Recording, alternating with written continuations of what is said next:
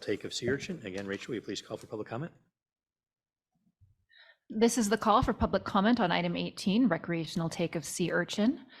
If you would like to provide public comment on item 18, please raise your hand in Zoom or press star 9 on your phone now. The queue will be open for 3 minutes. Please raise your hand by 9:30 a.m. to comment on item 18. Susan, please. Item 18 is, the purpose is to discuss proposed amendments to the regulations for the recreational take of sea urchin to extend the bag limit exemption sunset date in 2 locations in California. The notice hearing was in October. Today's discussion hearing will be followed with an adoption hearing at your February meeting. At the notice hearing, the commission directed staff to go to notice with 2 options. One is to extend the bag limit. Well, the proposal is to extend the bag limit exemption to allow for unlimited take of sea urchin at Casper Cove in Mendocino County for a period of 5 years, and including an option to also extend a portion of Tanker Reef, a portion of the existing reef for the same period of time. In your meeting materials, there is a letter from the Monterey Bay National Marine Sanctuary recapping the original purpose from the perspective of the agencies, as well as a letter. The letters all focus on Tanker Reef and the option to extend or not extend in a portion of that area. And for today meeting, it's an opportunity for discussion on proposed changes. The initial statement of reasons with the proposed regulatory language is in exhibits 3 and 4 in your materials. Great, thank you. Dr. Schuman, any questions or comments before we move into the public comment? Okay, great. So go ahead and David, call the public comment. How many people do we have? I'm sorry. Actually, it's Sherry again. We have 6. Okay, go ahead. Please call them. Our first speaker will be Keith Rootsaert, who has been approved for a presentation, and he will be followed by Steve Lonhart on Zoom, who's also been approved for a presentation. Go ahead. I have a presentation, so hoping it could come up. Okay. Can you hear me better that way? And this presentation has been approved for 3 minutes. Thank you very much. So the next slide, please. Go ahead and start. Yeah. And then the next slide, please. Okay. So as of this time right now at the Tankers Reef project my name is Keith Rootsaert. I'm with the Giant Kelp Restoration Project, and I'm not choking.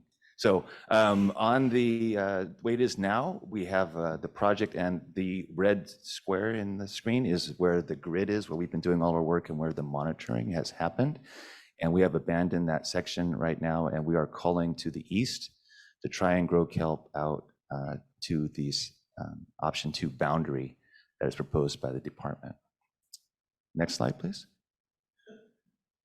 So looking at the data, you can see from Reef Check data that when we culled the urchins on the treatment site, that the urchins went down and the kelp came back up as a response to that.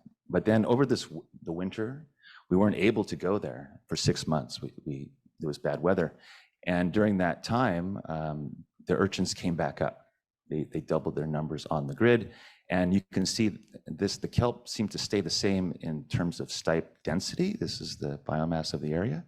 And next slide, please. But also what happened during that period is that the number of individuals went down because we saw the urchins come and eat that kelp. So the question of persistence is right there. It doesn't work. We have to keep going back continuously, or the urchins will come up and the number of individuals will go down. Next slide, please. So if option one is taken, well, it was option one to sunset the project and don't allow us to come back there. This excludes the whole area from us, and the kelp forest that all the divers made will return back to an urchin barren. Next slide, please. So option two is this restart option, which I think is what's on the table today. It seems like people want to go that way, is to make us go 100 meters away, and that's to ask the question is that what happens if the divers start over and just start over to a new place, and in a place where no one is monitoring what we're doing. Next slide, please.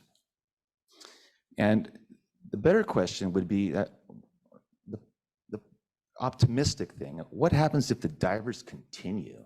That seems a lot more likely because there's a lot of people that want to get into this. And we would, if that were to happen, what we could do is we could exclude the grid. We could just turn it off and no one would go there as an assignment. And the researchers continue their effort, and we would just keep calling around the grid like we've been doing for the last 2.5 years without any really consideration of the influence of those areas on the grid. And we would continue to grow that. We could grow a lot more kelp out there instead of letting 11 acres of kelp forest die. Thanks. Thank you. Our next speaker will be Steve Lonhart, who has been pre-approved for a 5-minute presentation. Steve Lonhart, go ahead, please. Good morning, commissioners. My name is Dr. Steve Lonhart. I'm a research ecologist at Monterey Bay National Marine Sanctuary. If I could see the first slide, please.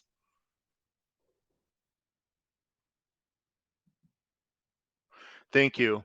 I wanted to present information on preliminary results related to centimeter scale collateral damage caused by handheld tools used to cull urchins at Tanker Reef. Next slide, please. So the National Marine Sanctuary Act prohibits, except for certain cases, drilling, dredging, or otherwise altering the submerged lands of the sanctuary. One of the exceptions is lawful fishing activities, which is how the urchins are being culled at Tanker Reef. Next slide, please.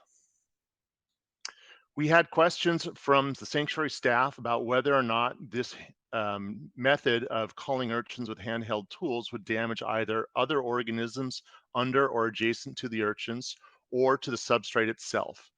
And so we embarked on a project with help from the staff divers at CDFW. We used 3 different handheld tools to cull both purple and red urchins of various sizes. We would photograph the bottom underneath the urchin to determine first what the organism or the substrate was prior to the culling effort. Then the urchins were culled by CDFW staff divers. I then photographed the bottom after removing the urchin, and then we were independently scoring these images both before and after the activity by 3 different evaluators to assess the level of damage, if there was any, to the organisms or the substrate itself. And we also quantified the area as a percentage of change using software. Next slide, please. So here's what it looked like when we were underwater. I've got the camera set up, and Dave Osorio, the dive safety officer for CDFW, was wielding the different implements to cull the urchins. Next slide, please. And here's an example of what happens at Tanker Reef, which is a sedimentary rock, if you miss and hit, say, for example, an edge. So the before, next slide, please, and the after. If you've never been to Tanker Reef, the substrate there, as I mentioned, is sedimentary and is very friable and is essentially like the consistency of a rigid chocolate bar. Next slide, please. We also did some of this work on granitic reef. Here was a surprise to the CDFW staff. What looked like rock with worms coming out of it is actually biogenic substrate. So you can see what it looks like before and also what happens after an errant hammer strike hits it. It actually damages the biogenic reef on a granitic structure. Next, please. And I just want to show a couple of examples of some of the organisms and what can happen to them when an urchin is smashed on top of them. So here's a sponge at Tanker Reef. Next slide, please. That's before. Here's the urchin being placed on it. Next slide, please. And then the urchin smashed. Next slide, please. And the urchin's removed, and you can see that there is damage. This is not surprising. This is a relatively fragile organism, but this is why we were doing this, to sort of quantify what kind of damage you could see immediately if an urchin were on a sponge and it was culled. Next slide, please. We also had things like tunicates, which are very, very common at Tinker Reef. So here's a tunicate. Next slide, please. The urchin is on it. Next slide, please. It's culled. And then you can basically, if you look really hard, you're hard pressed to see much damage, if any, to the tunicate. So there are obviously organisms that are relatively resilient to having an urchin smashed on them. Next slide, please. And like, that's just indicating that it looks pretty similar to the before shot. Next slide, please. So here are some of the preliminary results. These are 12 different phyla or large taxonomic groups that show that both within and between these different groups of organisms, there's a variation in the amount of damage that occurs. And not surprisingly, if you're a group of organism like the bryozoans, which for the most part are fragile, brittle organism, then having a hammer smashing an urchin in that kinetic energy transferring through the urchin test down to the brittle bryozoan, it's going to be damaged. There are other organisms, however, that show relatively little damage, such as some of the algae and some of the barnacles that have a hard test or shell that they live within. Next, please. So to answer the question, is there visible damage to either the organisms or the substrate itself? In most cases, yes, there is. So what we've come away with this, and again, we're still in the process of analyzing the data. Tinker Reef is a sedimentary substrate. It's friable and it's easily broken. Brittle organisms such as bryozoans can suffer either major lethal damage or potentially sublethal effects. Many organisms such as algae and tunicates show minor signs of damage. And some organisms like anemones exhibit behavioral responses that basically say there's nothing that's happening. Next slide, please. And so in conclusion, there is collateral damage that occurs both to organisms and the substrate. The extent of the collateral damage due to culling is unknown. The magnitude of this damage versus natural damage through storm action, just the regular wave activity is unknown. And so except as a legal fishing activity, culling with handheld tools in the sanctuary will likely require a permit due to altering the submerged lands of the sanctuary. So with that, I thank you for taking the time to allow me to present these preliminary results, and I'd be happy to answer any questions. Thank you.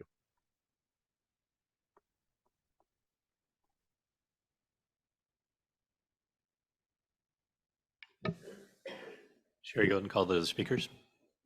Our next speaker will be Annie Bauer-Civiello, followed by Joshua Russo and Carlotta Yoto.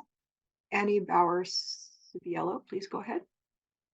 Hi, can everybody hear me okay? Yes. Okay, great. Hi, I'm Dr. Annie Bauer-Civiello. I am the Restoration Program Director for Reef Check. As you know, we're the nonprofit organization that uses citizen science to conduct long-term monitoring on kelp forests.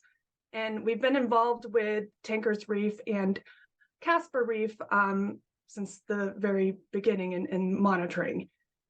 I know you've been hearing a lot about Keith and his volunteers, and I just want to stress that this is a citizen science organization, or has heavy involvement of citizen science on this project.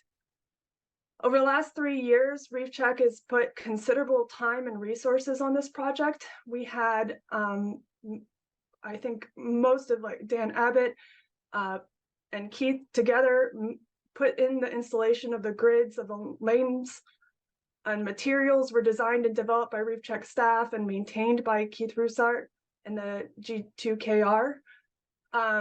We conducted 12 surveys at Tinker's Reef since April 2021. These 12 surveys were composed of 201 individual dives by our staff and volunteers. And this not only includes just kelp and urchin surveys, but also fish, inverts, and substrate surveys. Overall, we've had 28 different volunteers over the last 3 years put considerable time into this project. And staff have attended weekly calls with CDFW, G2KR, and the NOAA and staff. I just want to also mention that this has all been kind of, for the most part, supported by our own private funding. However, we have received vessel crew support by CDFW staff. Casper Reef is a little bit different. We have a long-term monitoring site there, but we have included additional transects. And we do have, again, a little bit on the lesser side, but 9 seasonal surveys since 2020 and dives from volunteers and staff. So I guess in summary, I just want to mention that this is not just an experiment, but we have a whole extra level of volunteers putting time and effort at this experiment that I just wanted you to consider.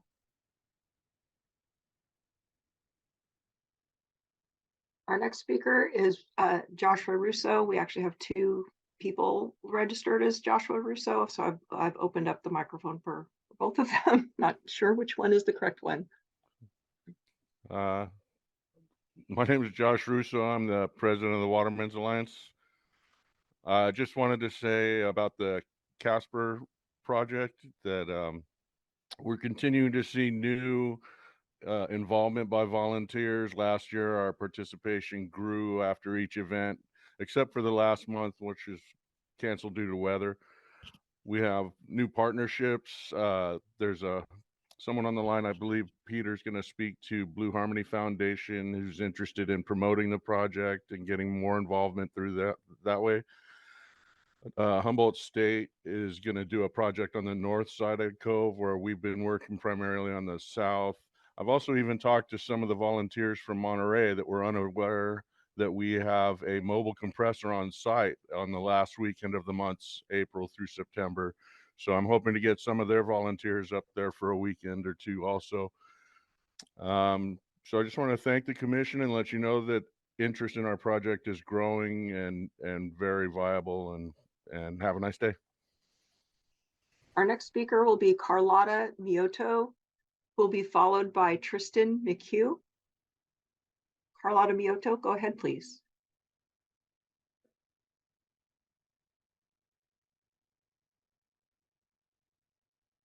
Carlotta Mioto, go ahead, please.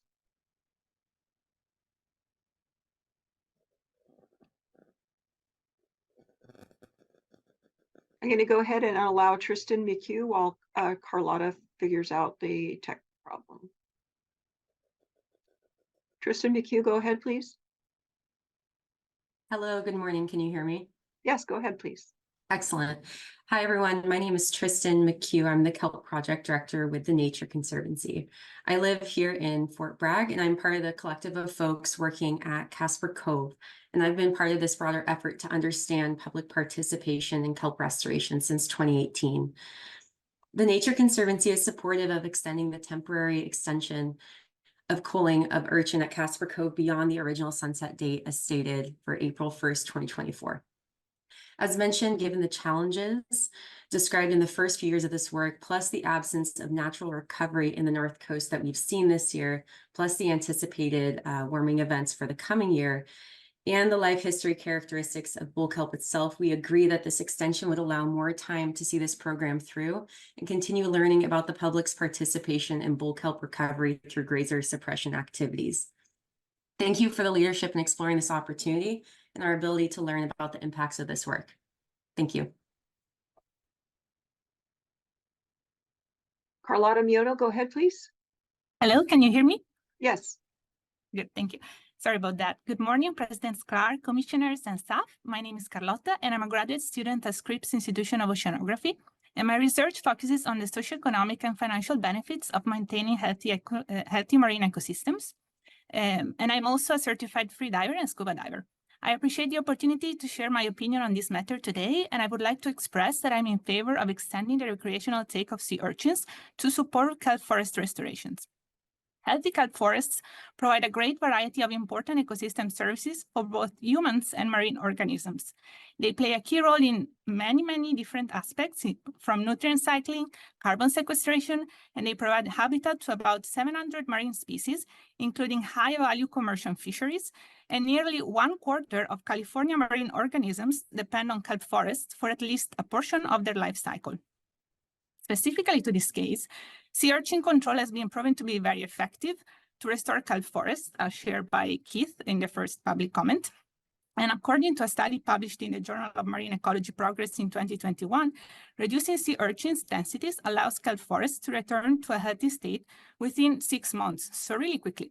It has also been shown that as soon as sea urchin control is stopped, the problem of urchins overgrazing on kelp arises again, and relatively quickly, unless the natural predators are reinstated, which is unfortunately not the possibility in this case. Another study published on the Cambridge University Biological Reviews in 2022 examined the results of 259 documented kelp forest restoration attempts globally, spanning from 1957 to 2020, and found that two preferred strategies have been kelp plant transplant and grazer or urchins control. But kelp transplant costs 10 times more per hectare compared to manual sea urchins removal. So for these reasons, I support continuing the successful, cost-effective strategy of urchin control. Thank you.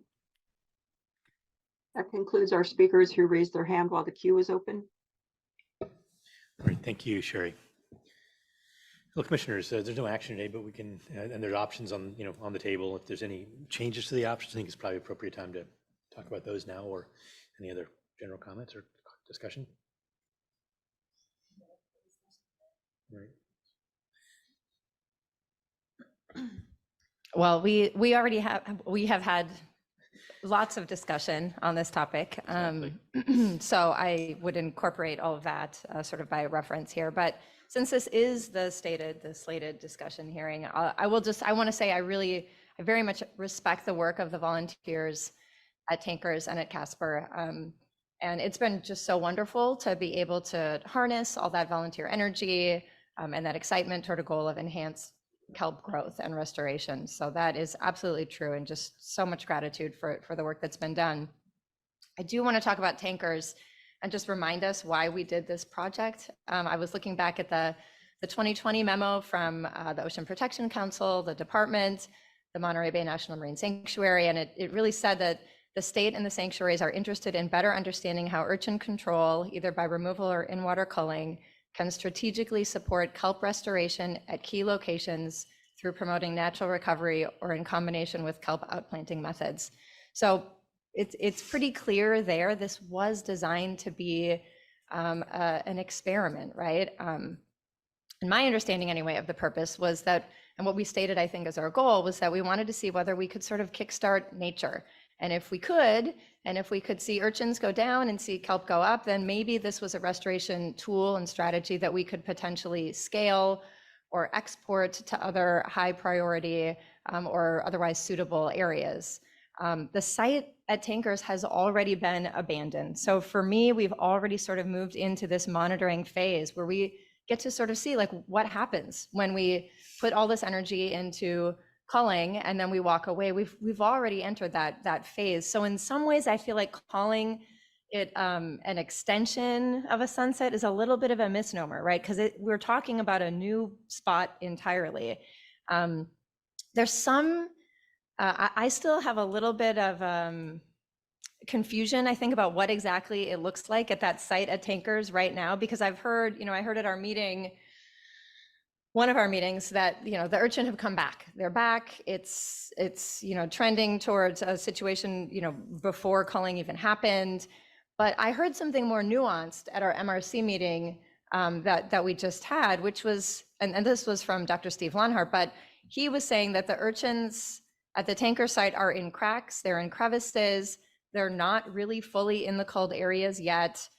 Drift kelp are attached, and you have to sort of peel back the detritus to see and size the urchins. And so that's a lot more nuanced than what we've heard, which is just like the urchin are back.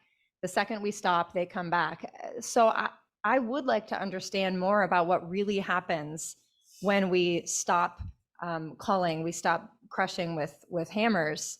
Again, for me, I feel like we've already sort of entered this post-culling phase at Tankers. So to describe it as an extension of the sunset or something else, that doesn't seem super accurate to me. So I guess I just wanted to just sort of flag some of those issues that I see.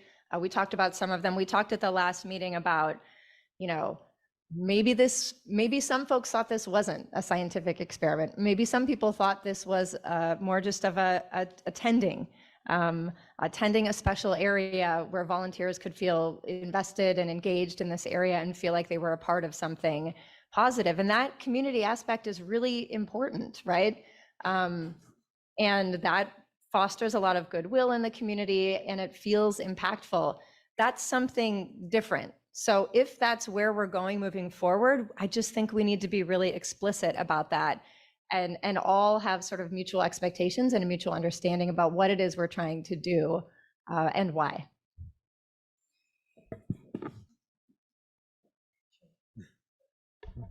Yeah, thanks, Commissioner Murray. I really appreciate those comments, and they echo a lot of what I would want to express as well. So I don't want to talk for too long, but I will say that I agree. I think it's a really, at some level, we've talked about this sort of foregone conclusion that the moment you stop calling, the urchins are going to come back. So it is interesting now to sort of really take some scientific curiosity and apply it here and ask, well, is that really what's going to happen? And have the opportunity to see. So I do see the value in doing that as well. The information about the reef damage is an additional piece that I think we have to consider, to the reef itself, to the biogenic part of the reef, to other organisms on the reefs. So that's an important piece of new information that we need to be thinking about. And I think it doesn't so much, there's a scale question here, a proportionality question, that what this brings up for me is, what are the big problems these systems are facing? And if we really sort of step back at these giant systemic forces that are really altering coastal oceans in California rapidly, and they are things like climate change that we cannot address from up here, not at a level that is going to beat back the changes that are occurring. We have to do our part, though. And so, when you think of it from that perspective, the problem is not small scale damage to a reef. The problems are larger than that. So I want to acknowledge that. I think we have to sort of maintain a sense of proportionality as we're thinking about what really the important things we need to address in protecting the coastal oceans and protecting kelp forests. And we have to weigh them against social value. I agree, that's a different purpose for this kind of work than the one that's been stated and sort of approved by all of the bodies involved here. And so we need to acknowledge that. But we also need to, I think, understand that those small scale connections to place that work of tending, that opportunity to be part of the solution, even if it's a small part in addressing the huge changes taking place in the oceans, those are important. And we're talking about hundreds of divers here. And so I would really love to see in some way that opportunity for that connection to be sustained. Like that ultimately is really, really important for people's ability to continue to care and feel like there's some hope and the outcomes do matter to them. So I'm not sure if that helps me. I'm just sort of thinking through this as I speak. I'm not sure if that helps me land in a particular place on this decision, but I do want to express my appreciation for the value of the work, both as restoration and as this this ability, this opportunity for people to connect and to be part of the solution. Thank you. Thank you, Commissioner Zavaleta. I want to agree with both of you as well. I have lots of questions about the bigger issues. And one of my questions is, how much data do we have? What are the cycles of purple urchin? I don't have that information. When did the explosion begin to occur? Was it just within the last 10 years? Do we have cyclical information that we can rely on, historical information? Pete Halme yesterday said, be really careful because you're never going to keep up by smashing purple urchin. And it just was great advice, very practical. And he said, you have to understand the whole big picture. And I don't feel like we do have that information before us. Yeah, I mean, I support everything that's been said. I think there are values beyond just, there's value beyond just the fact of whether we can reverse the tide on this. Another question that was asked a lot in the initial discussion about this was, is there greater recruitment because of smashing? Is the reproductivity occur, in after we smash them? And I don't think I've heard an answer to that. So I'd be curious about that, since that was an important question early on. And then there's the idea of do no harm, right? I mean, if we can get this kind of community benefit out of it, that's terrific. But it has to, if it's not going to produce a positive result in terms of the goal, which is helping the kelp come back over the long run, partly because of the fact that they come back so quickly, but also because of the scale. In order to really make a difference for the kelp forest over 1,000 miles, 1,200, 1,100 miles, we've got to make sure there's no harm done. And so this new information from about possible damage is relevant. It may be that the scale is small enough that it's really not, but I don't think we know that really from at this point. So all that has to be taken into consideration. It's a tough decision that we're going to have to make, but I do want to point to the fact that the goal has shifted, and I think that's really important. That this was an experiment to see whether we could turn the tide, and if it's really doesn't do that at all, I think that's a really important factor for us, because we're supposed to follow the science. It's supposed to be about effect, do no harm, not have other negative impacts. So it's going to be a tough decision, but I appreciate all the comments that were made today. Please, Commissioner Murray. Yeah, thank you. I just wanted to follow up on one of the questions that Commissioner Hassa-Carmison asked about, sort of looking back, and is this the first time we've been here? I've spent a lot of time over the last few years talking to local scientists about kelp and urchin, especially in Southern California. And my understanding is we had a huge El Nino in the late 1950s that resulted in a massive sea urchin explosion in Southern California. And then in the early 70s, we had this big kelp habitat improvement project. So we have been here in some ways before, but the challenge is the ocean is not the same ocean, right? Right. It's a completely different animal now than it was then. So like everything we do, it's really hard to look backwards at history and say, well, this is going to be a reliable way to forecast what's going to happen in the future. We just can't really do that anymore because the past, the ocean of then is just so very different from the ocean now, and we don't know what the ocean of the future will be. So I just wanted to mention that because I've had that same question, and my understanding is we have been here before, but such a different ball of wax. Yeah. Right. I mean, I think that first of all, I really want to express appreciation to the leaders on this effort and the divers. I mean, I think we all know that the kelp forest is critical, and that it's the loss of it is devastating.